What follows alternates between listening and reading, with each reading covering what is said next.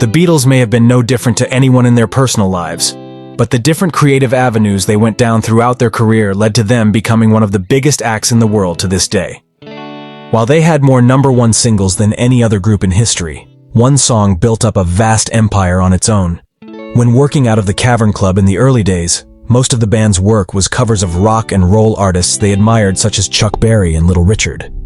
Even though they shared a mix of originals and covers throughout their early studio records, the biggest hits came from when they were building off the foundations established by their musical forefathers, like the relentless teenage angst and I Wanna Hold Your Hand and She Loves You.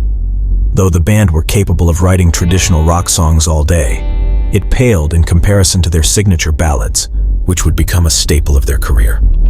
While the tracks usually fluctuated between the typical I Love You tracks from any other band at the time, Paul McCartney hit on a bulletproof melody in 1963. While living at Jane Asher's house, McCartney started to put the pieces together for what would become Yesterday.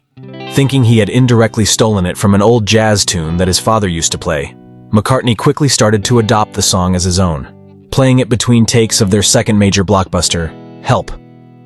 Although McCartney knew the song was strong, he remembered being embarrassed to show it to the rest of the band, thinking it would ruin their reputation as a seasoned rock and roll outfit.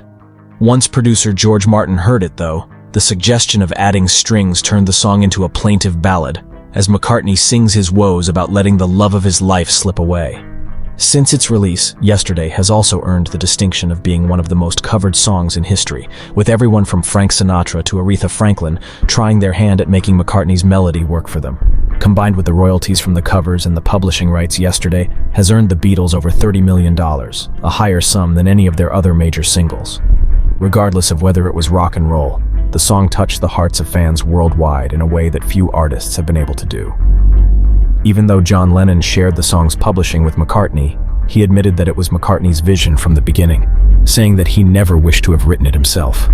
While $30 million could have easily been enough for any other band to retire, Yesterday is still leaving its mark as one of the Beatles' most celebrated masterpieces. Not bad for a song that wasn't even put out as a single at first.